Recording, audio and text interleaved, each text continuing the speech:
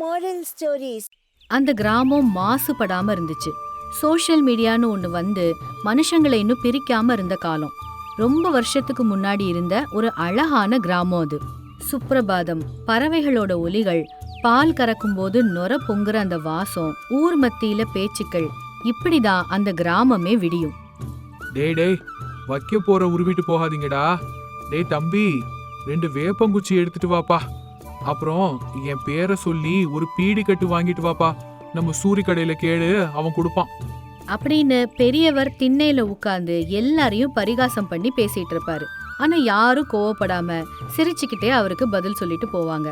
அது மாதிரியான நாட்கள் அது. சிவலிங்கம் தானாவே தோன்றுனதுனால அந்த கிராமத்துக்கு சிவபுரம்னு பேர் வந்ததாக அந்த கிராம மக்களோட நம்பிக்கை. ஒருத்தருக்கு கஷ்டம் வந்தா எல்லாரும் உதவி பண்ற ஒரு அருமையான கிராமம். அதே கிராமத்துல விநாயகராவ் அப்படின்னு ஒருத்தர் வாழ்ந்துட்டு இருந்தாரு. அவர்கிட்ட நிறைய பசுக்களும் காள மாடுங்களும் இருந்துச்சு. ஏய் கொம்பால குத்திக்காதீங்க, எல்லாரும் ஒத்துமையா ஒன்னா இருக்கணும். அப்படி விநாயகராவ் பால் கொடுக்கக்கூடிய அந்த பசுக்கள்கிட்ட பேசுவாரு. கொம்பு இருக்கிறது ஒருத்தருக்கு ஒருத்தர் நீங்க உங்களுக்குள்ளேயே குத்திக்கிறதுக்கு இல்ல, உங்களை நீங்க பாதுகாத்துக்கிறதுக்கு தான். டே ரங்கா, உனக்காக புதுசா புல்லு கட்டு கொண்டு வந்திருக்கேன். கௌரி, உனக்காக கழனி தண்ணி தயாரா இருக்கு. அப்படி அந்த பிராணிகளை பேர் வச்சுதான் கூப்பிடுவாரு. அதுங்களும் எஜமானன் மீது ரொம்ப அன்பாதான் இருந்துச்சு. அந்த பசுக்கள்ல கௌரின்னு ஒரு பசு இருந்துச்சு. அது ரொம்பவும் புத்திசாலியான பசு. ராத்திரி முழுக்க முழிச்சிருந்து வீட்டை காவல் காக்கும். விநாயகராவ் தூங்குனதுக்கு அப்புறமா திருடர்கள் யாராவது வராங்களான்னு பாத்துட்டே இருக்கும். ஏதாவது சந்தேகமான சத்தம் கேட்டா கூட மா அப்படின்னு பெருசா கத்தும். விநாயகராவ் காலையில சூரிய உதயத்துக்கு முன்னாடியே தூக்கத்தை விட்டு எந்திரிச்சிருவாரு. ஓம் நம சிவாய. இறைவனை நினைச்சிட்டு அதுக்கப்புறம் பால் கறக்க போயிடுவாரு. அந்த பாலை வீடு வீடா விற்பாரு.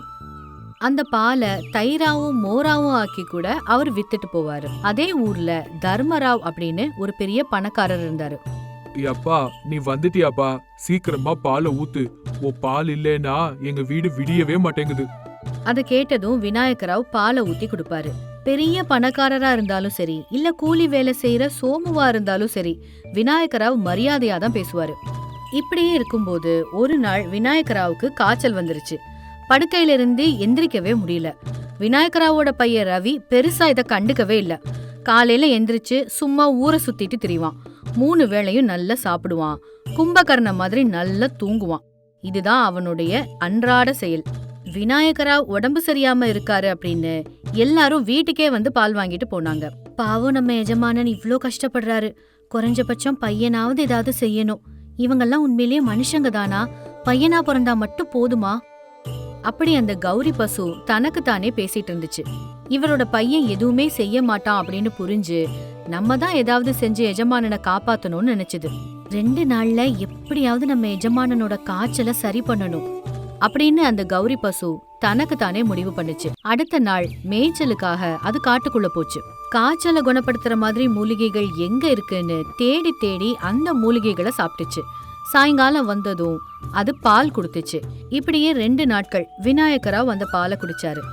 மருத்துவ மூலிகைகள் நிறைஞ்ச அந்த பாலை குடிச்சதால விநாயகராவ் சரி ஆயிட்டாரு. இப்படி அந்த கௌரி பசு தன்னோட அன்பாலையும் புத்திசாலித்தனத்தாலையும் எஜமானனை மறுபடியும் ஆரோக்கியமா மாத்துச்சு. மறுபடியும் விநாயகராவ் பழைய நிலைமைக்கு வந்தாரு. எப்பவும் போல தன்னோட வேலைகளை செய்ய ஆரம்பிச்சாரு.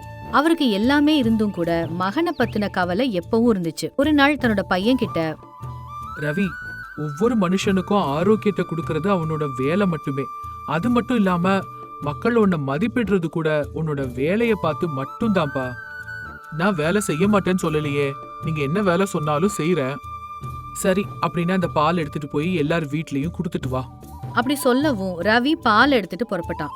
ஆனா இடையிலேயே நண்பர்களோட பேசி சிரிச்சு உல்லாசமா இருந்துட்டு அப்புறமா கிளம்பி போனான். வெயில் காரணமா அந்த பால் திரிஞ்சு போச்சு. திரிஞ்ச பாலை யாரும் வாங்க மாட்டோம்னு எல்லாரும் சொல்லிட்டதுனால அவன் திரும்பி வந்துட்டான். வந்து அப்பா கிட்ட எல்லாத்தையும் சொன்னான். இப்படி வந்து சொல்றதுக்கு உனக்கு வெக்கமா இல்ல? ஒரு வேலையை கூட உருப்படியா செய்ய மாட்டியா அப்படின்னு அவர் ரொம்ப கோவப்பட்டாரு. ஆனா ரவியோ அப்பா சொல்றது எதையும் கண்டுக்கவே இல்ல. உன் வயசு பசங்களை போய் பாரு, ஏதோ ஒண்ணு செஞ்சு எப்படியாவது வாழ்க்கையில நின்னுறணும்னு நினைக்கிறாங்க. நான் இருக்கிற வரைக்கும் தான் உன்னோட இந்த ஆட்டம் எல்லாம் பலிக்கும். ஆனா உன்னோட சொந்த கால்ல நீ நிக்க வேண்டிய காலம் ரொம்ப தூரத்துல இல்ல. அப்படி திட்டிட்டு போயிட்டாரு. ரவி அந்த திட்டுகளை பத்திலாம் ரொம்ப கவலைப்படாம போயிட்டு நல்லா சாப்பிட்டுட்டு தூங்கிட்டான். இது எல்லாத்தையும் தூரத்துல இருந்து கௌரி பசு பார்த்துட்டே இருந்துச்சு. எஜமானன் எவ்வளோ துயரப்படுறாரு அப்படின்னு பார்த்து அந்த பசுவுக்கு கண்ணுல கண்ணீர் வந்துச்சு. விநாயகராவ் கொஞ்ச நாட்களாவே மகனை பத்தி நினைச்சு நினைச்சு கவலையோட தான் இருந்தாரு. இத தர்மாராவ் கவனிச்சாரு. ஒரு நாள் சாயங்கால நேரம் விநாயகராவ் வீட்ல இருக்கும்போது அங்க தர்மாராவ் வந்தாரு. விநாயகம், என்னப்பா இப்படி இருக்க? இப்படி சொல்லிட்டே விநாயகராவ் பக்கத்துல உட்கார்ந்தாரு. இவ்ளோ பெரிய பணக்காரர் தன்னோட வீட்டுக்கு வந்ததை நினைச்சு முதல்ல அவரு ரொம்ப ஆச்சரியப்பட்டாரு. கொஞ்சமா சுதாரிச்சுட்டு அப்புறம் அவரும் தர்மாராவ் கிட்ட பேச ஆரம்பிச்சாரு. ஐயா, நீங்களா என் வீட்டுக்கு? ஏன்பா, நான் இங்க வரக்கூடாதா என்ன? ஐயோ, என்னங்க ஐயா பேசுறீங்க? கொஞ்சம் மோர் எடுத்துட்டு வரட்டுங்களா? நல்ல சீரகம் போட்டு எடுத்துட்டு வா. சரின்னு சொல்லிட்டு விநாயகராவ் மோர்ல சீரகம் தட்டி போட்டு கொடுத்தாரு. தர்மாராவ் அதை நல்லா குடிச்சாரு. மோரு ரொம்ப அருமையா இருக்குப்பா. ஆனா நீதான் ரொம்ப சோகமா இருக்க அப்படின்னு சொல்லவும் ஒரு நிமிஷம் திகைச்சு போயிட்டாரு விநாயகராவ். ஐயோ, அப்படிலாம் எதுவும் இல்லைங்க ஐயா, நான் நல்லா தானே இருக்கேன். அப்படி செயற்கையா அவரை பார்த்து சிரிச்சாரு. அது சரி, உனக்கு பால்லயே கலப்படம் பண்ண தெரியாது, இப்போ சிரிப்புல கலப்படம் பண்ண பாக்குறியா? உண்மையை சொல்லுப்பா, என்னதான் அப்படி நடந்துச்சு அப்படின்னு ரொம்ப அன்பா கேட்கவும் விநாயகமும் அவரோட பையனை பத்தின கவலை எல்லாத்தையும் சொன்னாரு. அட, இவ்ளோதானா? இதுக்கு என்கிட்ட சிறப்பான பரிகாரம் இருக்கு. பேசாம உன் பையனை என் கடைக்கு வேலைக்கு அனுப்பு. ஐயா, உங்க கடைக்கா? ஆமா, அவன் உன் புள்ளங்கிறதுனால உன்கிட்ட எப்படி வேணாலும் பேசலாம். ஆனா நான் அவனை வழிக்கு கொண்டு வரேன். ஐயா, உங்களுக்கு எதுக்குயா சிரமம்? அப்படின்னு தடுமாறினாரு விநாயகம். இதுல என்ன சிரமம் இருக்கு விநாயகம்? நாளைக்கே நம்ம சுண்ணாம்பு கலவாய்க்கு அனுப்பி வை அப்படின்னு சொல்லிட்டு கிளம்பி போயிட்டாரு. அடுத்த நாள் காலையில தன்னோட பையனை கூப்பிட்டு விநாயகம், டே தம்பி, நம்ம தர்மாராவோட கடையில உன்னை வேலைக்கு சேர சொன்னாரு. அப்பா, அவர்கிட்ட போயிட்டு நம்ம எதுக்காக வேலை செய்யணும்? நமக்கு தான் சொந்தமா தொழில்னு ஒண்ணு இருக்கே, சொன்னதை மட்டும் செய் அப்படின்னு சொன்னாரு. அதனால வேற வழி இல்லாம ரவியும் தர்மாராவ் கிட்ட வேலைக்கு சேர்ந்தான். தினமும் வேலைக்கு போற பழக்கம் இல்லாத ரவிக்கு காலையில எந்திரிக்கிறது ரொம்ப கஷ்டமா இருந்தது. இந்த விஷயத்த புரிஞ்சுகிட்ட கௌரி பசு காலையில 5 மணில இருந்தே விடாம கத்திக்கிட்டே இருக்கும். அது கத்துறத கேட்டு எரிச்சல் பட்டு ரவியும் தூக்கம் கலைஞ்சு எந்திரிச்சிருவான். அப்பா, இந்த பசு ஒண்ணு தூங்க விடாம எழுப்பிட்டே இருக்கு. அப்படி திட்டிக்கிட்டே எந்திரிப்பான். டேய், நேராச்சுல்ல, அதான் கௌரி கத்திட்டே இருக்கு, எந்திரிச்சு சீக்கிரம் கிளம்பு. அப்படி விநாயகராவ் ரொம்ப கோவமா சொல்லவும் ரவிக்கு என்ன பண்றதுன்னே தெரியாம வேண்டா வெறுப்பா வேலைக்கு கிளம்புவான். இந்த மாடு ஒண்ணே போதும் என் உயிரை எடுக்க அப்படின்னு நினைச்சுக்குவான். அது போக வேணும்னே சாயங்கால நேரத்துல கௌரி ரவி பக்கத்திலேயே போய் நிக்கும். டேய், அந்த பசு உன்கிட்ட நல்ல பழகிடுச்சுன்னு நினைக்கிறேன், நீயே பால் கறந்துட்டு வா. அப்படி சாயங்கால நேரத்துல இன்னொரு வேலையும் ஒப்படைப்பாரு விநாயகம். ரவி ஆரம்பத்துல ரொம்ப சலிப்போட தான் அந்த வேலையை செய்வான். ஆனா போக போக அந்த பிராணிகள் மேல அன்பு வளர ஆரம்பிச்சது. தினமும் சாயங்காலம் வீட்டுக்கு வந்ததும் மாட்டு தொழுவத்துக்கு போய் அதுக்கு தீவனம் கொடுத்துட்டு தான் வருவான். பால் கறக்கறத கூட ரொம்ப சந்தோஷமா செய்ய ஆரம்பிச்சான். டேய் ரங்கா, இன்னைக்கு நல்ல சுத்துனியாடா. கௌரி, புல்லுக்கட்டு எல்லாத்தையும் காலி பண்ணிட்டியா? நாளைக்கு பட்டணத்துல இருந்து உனக்கு புண்ணாக்கு கொண்டு வரேன். அப்படி ரவி கூட அந்த வாயில்லா ஜீவன்கள் கூட பேசி பேசி நட்பை வளர்த்துக்கிட்டான். தினமும் வீட்டுக்கு வந்ததும் மாட்டு தொழுவத்துல கொஞ்ச நேரமாவது இருக்கிறது இப்ப பழக்கமாயிடுச்சு. அப்பா, நாகமலைக்கு கூட்டிட்டு போங்கப்பா, இதுங்க ரொம்ப மெலிஞ்சு போச்சு. அப்படி அப்பாவுக்கே வேலைய பத்தி பேச ஆரம்பிச்சான். கௌரி பசுவும் அதே போல இவனுக்கு நல்ல புத்தி வர்ற மாதிரி மூலிகைகளை தேடி தேடி சாப்பிட்டு பால் குடுத்துச்சு. அந்த பாலை குடிச்சதால ரவிக்கு உற்சாகமா இருந்துச்சு. அது மட்டும் இல்லாம தர்மாராவ் கிட்ட நல்ல பேரையும் சம்பாதிச்சான். வேலையும் நல்லா கத்துக்கிட்டான். மகன் ஒரு நல்ல நிலைமைக்கு வந்ததால விநாயகராவ் இப்ப திருப்தியாவும் ரொம்ப நிம்மதியாவும் இருந்தாரு. அப்பா, நம்ம தயிர் வியாபாரம் கொஞ்சம் குறைஞ்சிருக்கு, ஏதோ ஒண்ணு வித்தியாசமா இருக்கு, அது என்னன்னு கவனிங்க. அப்படி அப்பாவுக்கு ஆலோசனை சொல்ற அளவுக்கு வளர்ந்துட்டான். எப்பவும் போல தர்மாராவ் விநாயகராவோட வீட்டுக்கு வந்தாரு. என்னையா, பையன்தான் இப்ப நல்ல வேலை பார்த்துட்டு இருக்கானே, மறுபடியும் என்ன கவலை உனக்கு? அது அவனுக்கு கல்யாண சம்பந்தங்கள் பார்த்துட்டு இருக்கேன், எதுவுமே ஒத்து வரலங்கய்யா. வாழ்க்கை மொத்தமும் இப்படிதான் இருக்கும் விநாயகம். ரொம்ப சந்தோஷம் வந்தாலும் சிந்தனை தான், ரொம்ப துக்கம் வந்தாலும் சிந்தனை தான். ஐயா, அவன் இப்படி உருப்படியா மாறி இருக்கான்னா அதுக்கு காரணம் நீங்க தான் ஐயா. அப்படி மனப்பூர்வமா சொன்னாரு. தர்மாராவும் லேசா சிரிச்சுக்கிட்டு கர்வமா அவனை பார்த்தாரு. அப்படி இவங்க 2 பேரும் சந்தோஷமா ரவிய பத்தி பேசிட்டு இருக்கும்போது இது எல்லாத்துக்கும் காரணமான கௌரி பசு மட்டும் தூரத்துல நின்னு எல்லாத்தையும் பார்த்துட்டு இருக்கோம். அதை யாருமே கவனிக்கலைனா கூட அதோட எஜமானனுக்காக இந்த வாயில்லா ஜீவன் பாடுபட்டுச்சு.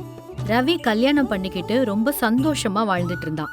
அதுக்கு தான் ஒரு பசுவை வளர்க்கறது ஒரு பிள்ளைய வளர்க்கறதுக்கு சமம்னு சொல்லுவாங்க. உலகத்துல இருந்து ரொம்பவும் தூரமா ஒரு காடு இருந்துச்சு. அந்த காட்டுக்கு பக்கத்துல அழகான ஒரு கிராமம் இருந்துச்சு. அந்த கிராமத்தோட பேரு ராகவபுரம். அங்க சீனையான்னு ஒருத்தர் காய்கறிகள் வித்து வாழ்க்கை நடத்திட்டு இருந்தாரு.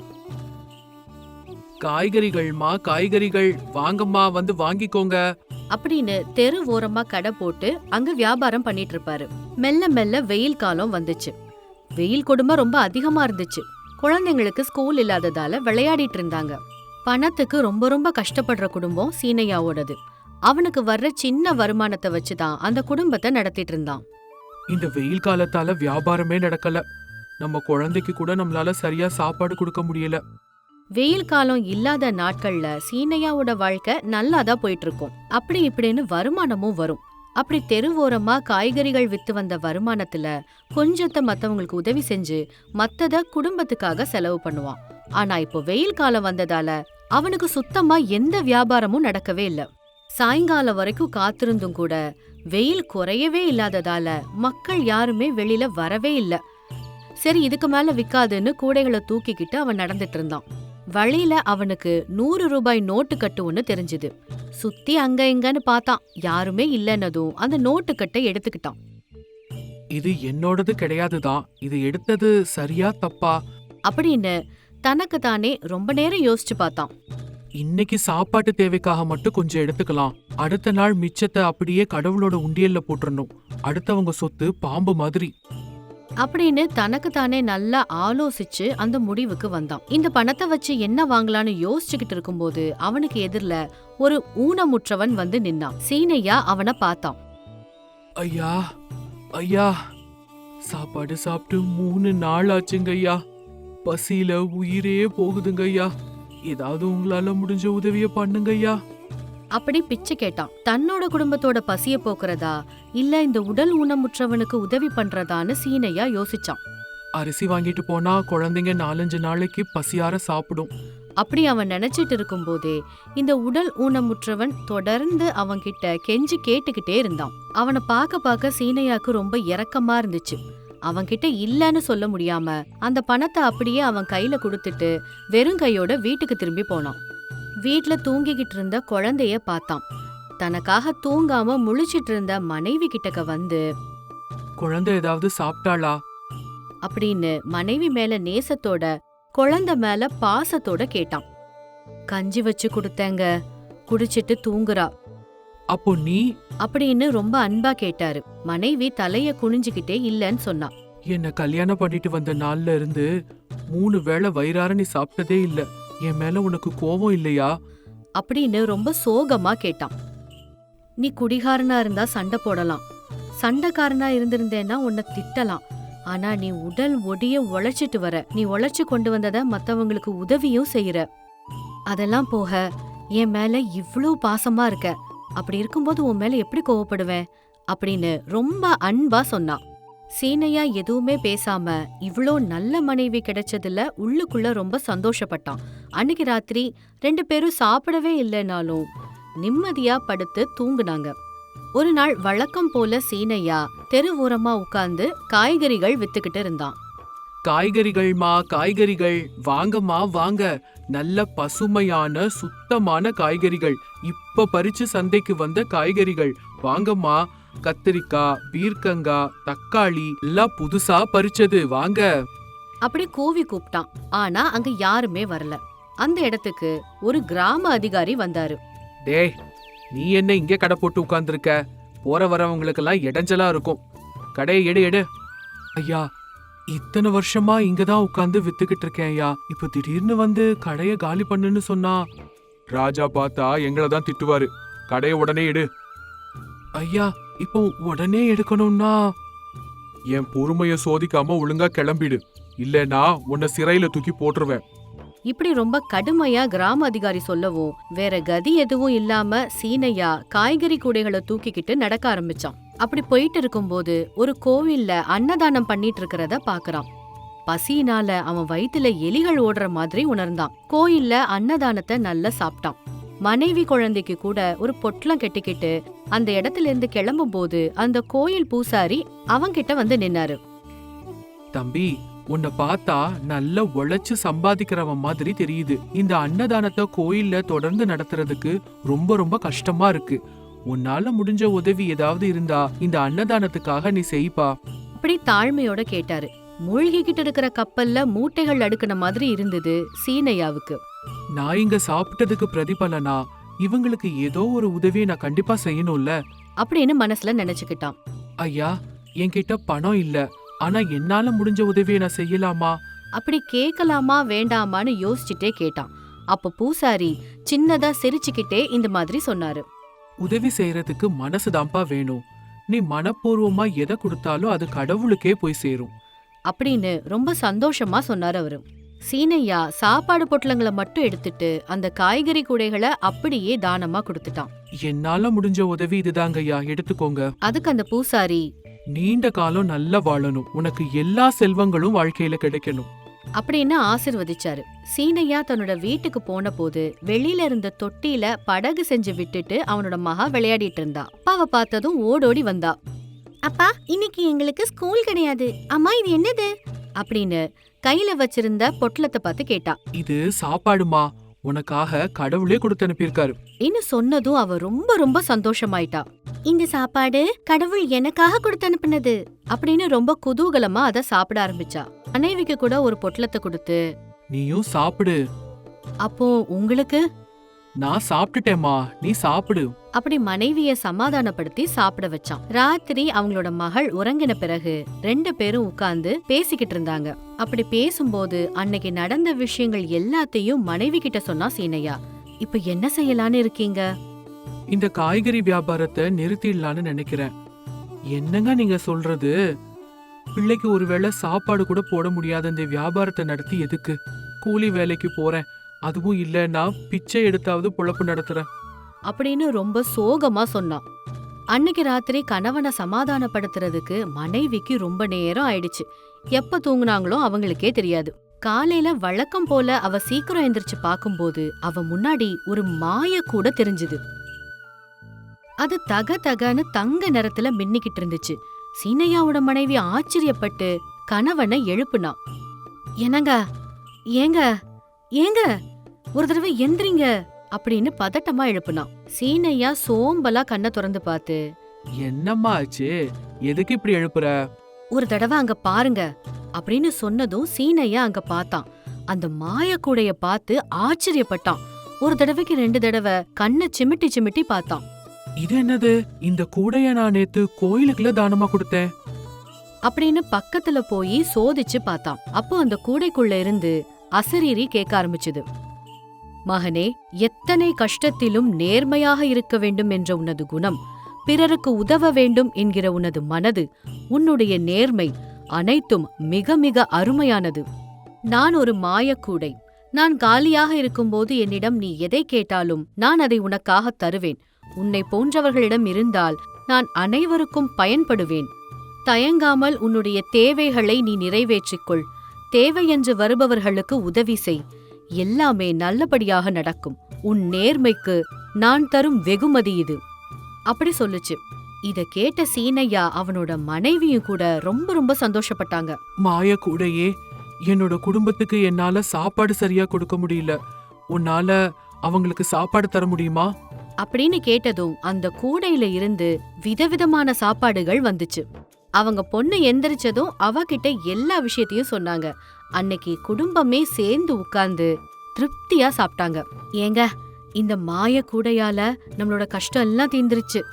நம்ம கஷ்டம் மட்டும் இல்லம்மா, எல்லாரோட கஷ்டமும் தீரப்போகுது அப்படி சொல்லி அந்த மாய கூடை கிட்ட கொஞ்சம் பணம் கேட்டான். அந்த பணத்தால சந்தையில ஒரு கடைய வாங்கி அங்க அவனோட வியாபாரத்தை ஆரம்பிச்சான். தெருவோரமா இல்லாம சந்தையிலேயே அவனோட வியாபாரத்தை நடத்தினான். அக்கா, கத்திரிக்காயெல்லாம் நேத்து தோட்டத்துல பறிச்சது, நல்ல வெண்டைக்காய் இருக்கு, பைசா நீங்க நாளைக்கு கூட கொண்டு வந்து கொடுங்க. அப்படின்னு ரொம்ப அன்பா வியாபாரம் பண்ணான். நல்ல வருமானமும் வந்துச்சு. மனைவிக்கும் மகளுக்கும் வயிறு நிறைய சாப்பாடு கொடுக்க முடிஞ்சதால சீனையாவுக்கு இப்ப ரொம்ப ரொம்ப சந்தோஷம். ஒரு நாள் வியாபாரத்தை முடிச்சிட்டு வந்துட்டு இருக்கும்போது ஒரு வயசான பாட்டி, அம்மா தாகம் தாகமா இருக்கே அப்படின்னு அங்க போற வர எல்லாருக்கிட்டையும் கேட்டுட்டு இருந்தாங்க. உடனே சீனையா அந்த மாய கூடை கிட்ட மோர் வேணும்னு கேக்குறான். உடனே அங்க மோரும் வந்துச்சு. அந்த மோர் எடுத்துக்கிட்டு, அம்மா இந்தாங்க, இந்த மோரை குடிங்க. அப்படின்னு குடிக்கிறதுக்கு மோர் கொடுத்தான். அவங்களுக்கு வயிறு நிறைய சாப்பாடு போட்டு அனுப்புனான். அதோட கொஞ்சம் பணமும் கொடுத்தான். இந்த பணத்தை வச்சு ஏதாவது வியாபாரம் பண்ணிக்கோமா அப்படின்னு சொல்லி அனுப்பி வச்சான். இப்படி அந்த மாயக்கூடை வழியா எல்லாருக்கும் உதவி செஞ்சிட்டு இருந்தான். ஆனா அவன் மட்டும் நேர்மையா வியாபாரம் நடத்தி அதுல வர்ற பணத்துல தன்னோட குடும்பத்தை நடத்திட்டு வந்தான்.